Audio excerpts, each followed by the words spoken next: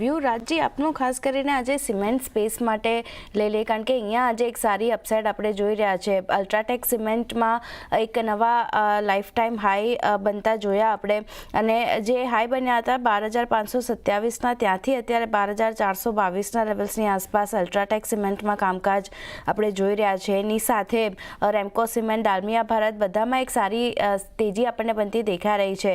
Cement space માટે કઈ રીતે ધ્યાન રાખી રહ્યા છો, અહીંયા ક્યાં ફોકસ કરી રહ્યા છો અત્યારે?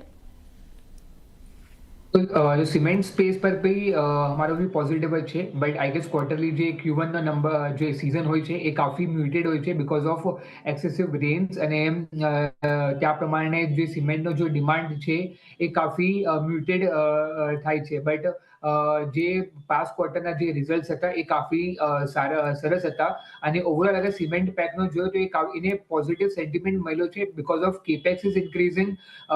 જે ગવર્મેન્ટના જે ટેન્ડર્સ આવે છે અને જે રીતે ગવર્મેન્ટ કામ કરે છે in terms off road, highways અને બીજા જે ડેવલપમેન્ટ છે, અફોર્ડેબલ હાઉસિંગ અને બીજા જે સેક્ટર્સ છે, કે એમાં એક જે કેપેક્સનો જે એક મહત્વનો જો બૂસ્ટ મળ્યો છે એ ઓવરઓલ સેક્ટર માટે એ કાફી પોઝિટિવ થઈ શકે છે.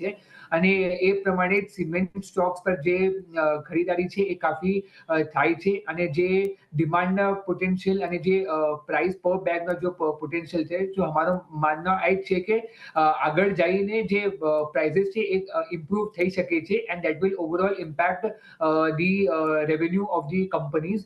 અગર ઓપરેશનલી આપણે જોઈએ તો જે કોલ પ્રાઇઝીસ વગેરે જે છે અને જે રો મટીરિયલના જે મેઇન પ્રાઇઝીસ છે એ પણ કાફી ડિક્લાઇન થઈ ગયા છે, તો ઓપરેશનલી બી કાંઈ પ્રોબ્લેમ નથી આવતી અત્યારે. તો ઓવરઓલ અગર સિમેન્ટ પેક પર જોઈએ તો અમારો જો વ્યૂ છે એ બિરલા કોર્પોરેશન પર કાફી પોઝિટિવ છે, કેમ કે એ ન્યૂ કેપેસિટીઝ ઇન્ક્રીઝ કરી શકે કરે છે, અને આઈ ગેસ એના જે પેન ઇન્ડિયા બેઝિસનો જો એક રીચ છે એ કાફી સરસ છે. તો on a cement pack we are positive on Birla corporation. અને લાસ્ટ ક્વાર્ટરમાં પણ અગર આપણે જોઈએ તો રિઝલ્ટ કાફી સરસ હતા, એને વોલ્યુમ પર જે હતો એ પણ કાફી ઇન્ક્રીઝ કરી દીધો હતો કમ્પેર્ડ ટુ જે માર્કેટનો જે પરફોર્મન્સ હતો. તો ઓવરઓલ સિમેન્ટ પર પોઝિટિવ વ્યૂ છે, અને એમાં બિરલા કોર્પોરેશન પર વી આર પોઝિટિવ.